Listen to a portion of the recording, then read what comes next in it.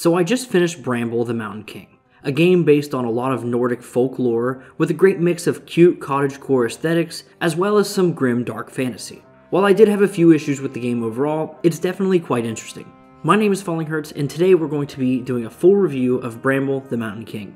Now, as for where you can play the game, it's literally everywhere that's not your phone. You can play on the Xbox, the Switch, the PlayStations, and PC. This is for both old and current gen consoles. And the game is coming from Dimfrost Studios, and it's published by Merge Games for $30 US, and that's for roughly about 5 to 6 hours of playtime. If you're one of those people that thinks that's too much money for the runtime of the game, I definitely recommend sticking around to see there is more nuance to that overall, but I completely understand. But with that being said, let's break this down into the normal core 4 categories for my reviews.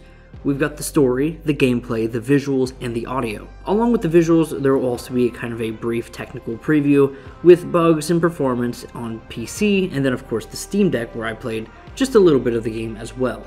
But with that being said, time for the story. So the basic idea is you play as Ole, I think is how you pronounce that, who after a brief stretch of exploration with your older sister in the woods, you become separated and she is taken. Your goal, alongside survival, is to find and save your sister. And while there is a clear through line of traveling to the ever-distant mountain that is the game's namesake, there's also no dialogue from our protagonist or any of the supporting cast. Don't worry though, as this wasn't necessarily a budgetary choice, maybe it was, but it comes off rather as a stylistic choice at the end of the day. The whole game is narrated almost as if it's in a fairy tale or a children's storybook. Basically just a few lines here or there from a female narrator to explain the more intricate main points of the plot. Never once was there an Ollie climbed the wall or next he swam through the river, but more so it acted as like a paraphrasing for any dialogue that would take place, or an expression of the emotions that Ole may have been feeling that didn't translate perfectly on screen, given some of the facial animations. To me, this was one of my favorite aspects of the game and something I had to open with. The perfectly crafted atmosphere feels all the more justified when it's complemented with the feeling of being an interactive storybook. Speaking of storybooks though, there are beautifully drawn books that you can find throughout the world that clue you into the kind of folklore that you're dealing with in any given situation. And once again, I can't overstate just how beautiful these things are, but some of them are actually really creepy, borderline Book of the Dead style from Evil Dead, which is a really good movie for the new one, by the way.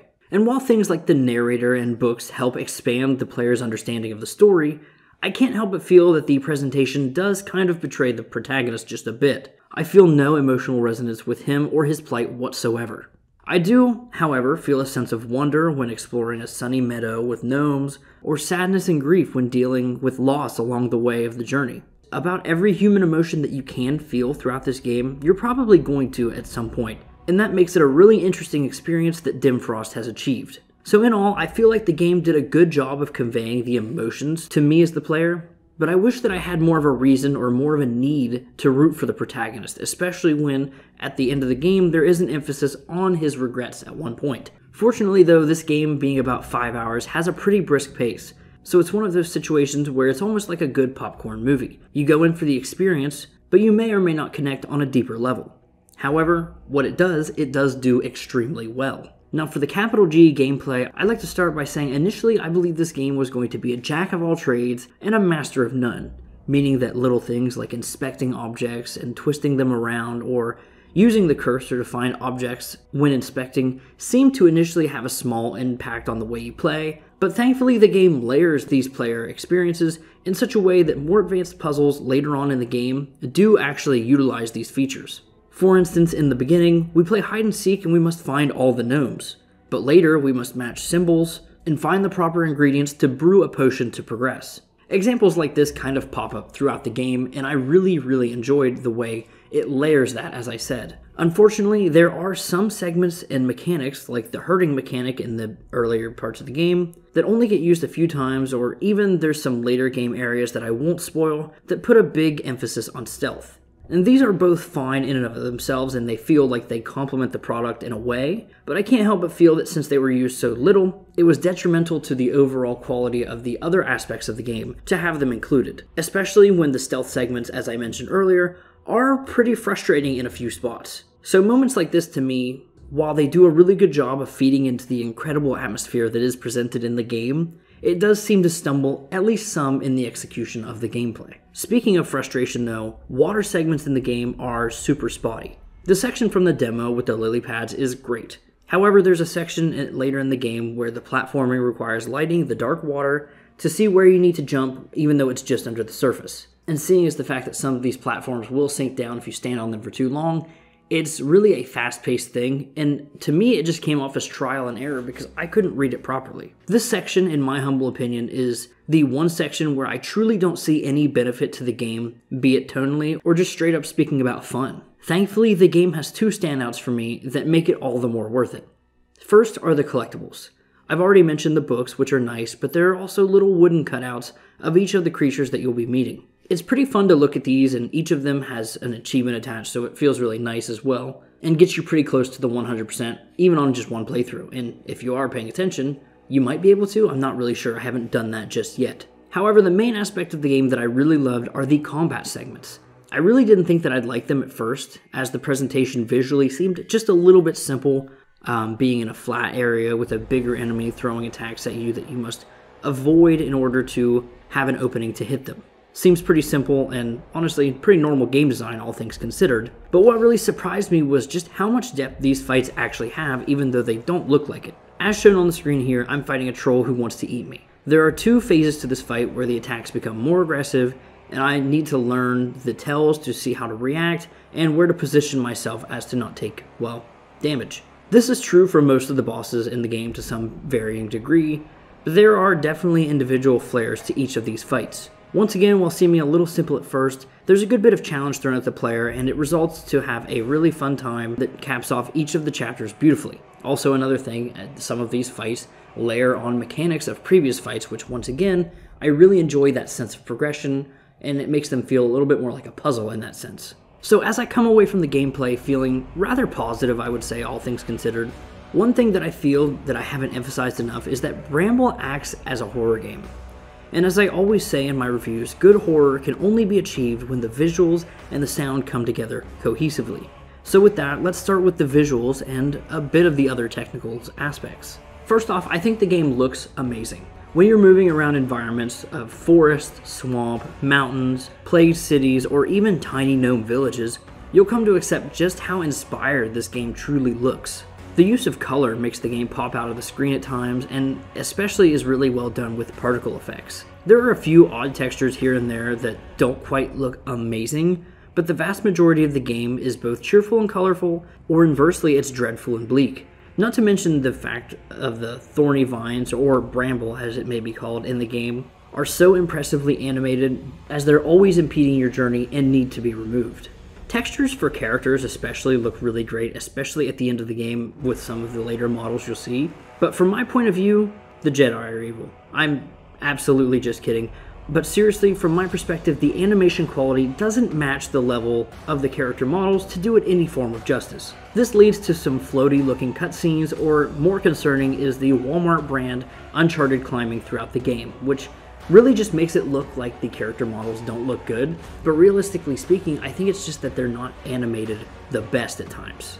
Textures aren't the only saving grace for the game though, as the lighting in Bramble is handled extremely well.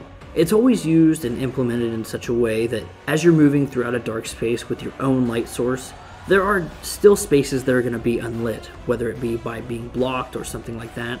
Usually in these spaces there's a creepy enemy making a sound that you just don't quite know where they are, and that really adds to the tension of the game. In general though, the lighting seems to be really high quality, and it can't be overstated just how much the warm glows of the sun or the cool lights of the moon really take the burden off of some of these shoddy animations that you may be seeing on a smaller portion of the screen.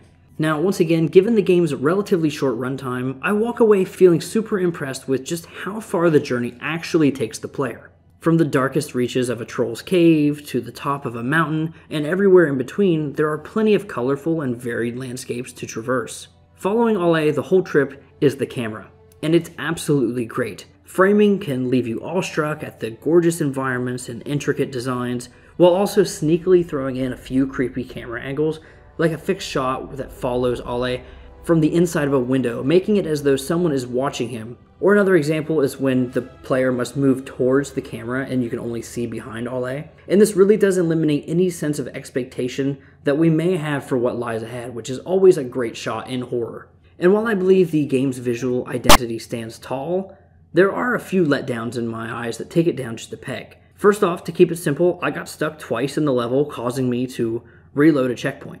This moment came also as a section that I needed to be climbing bugged out and didn't allow me to progress. I wasn't even sure where I was supposed to go, so I was jumping around and that's when I got stuck in the environment.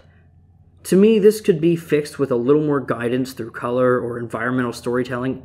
Everyone makes fun of the Callisto Protocol or Uncharted for using colors to kind of guide the player up what they can climb or different things like that, but I think in this instance it could have been used to help. I know this was ultimately a bug that prohibited my gameplay here, but the fact that I was unsure if this was even where I was supposed to go is definitely due to the lack of guidance. Outside of bugs, we have the performance. As I said, the game looks great, and as I was playing it on max settings, it ran just fine, but I do have a pretty good computer. I wouldn't have suspected this game was super intensive though, as I was getting insanely high frame rates the entire time. But here we are with the Steam Deck performance.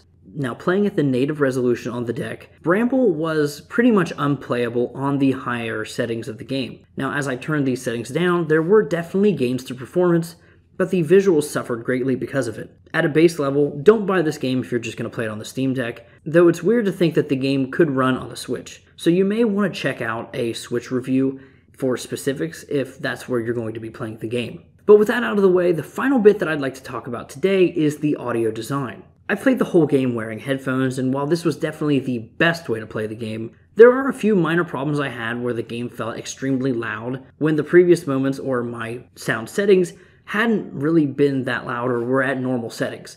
So maybe the mixing there was just a little bit off. It seemed to be a little bit off-putting. Outside of that though, I don't really have too much to complain about the audio. The sound effects are all fine. The thunk sounds as things hit the water are great. The screams of enemies and friends are great. Can I say that? Is that the proper way to say that the sound effects were good? And most importantly, the sounds that immerse you into the world, like a tree cracking or just your footsteps on different surfaces, are all pretty serviceable.